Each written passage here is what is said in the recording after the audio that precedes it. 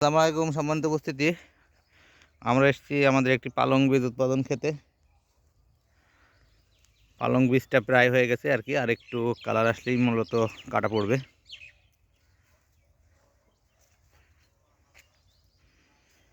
আমরা সবাই চাই পালং বীজের কালারটা একটু সাদাটে, একটু কালার চকচকা সুন্দর হোক। যার কারণে পালংয়ের এই স্টেজে এসে আমাদের প্রতি সপ্তাহে অন্তত একবার, কোনো ক্ষেত্রে 2বার স্প্রে করতে হয়। ওয়েদারের উপরে নির্ভর করে আর কি। দেখতে পাচ্ছেন সুন্দর কালার আছে পালংয়ের। আশা করা যাচ্ছে খুব ভালো একটা ফলন আশা করা যাচ্ছে এবছর, এবং কালারও খুব সুন্দর হবে। আর হয়তো সর্বোচ্চ 10 দিন বা 15 দিন এর ভিতরেই পালং পুরো দমে কাটা শুরু হয়ে যাবে। আপনারা এই যে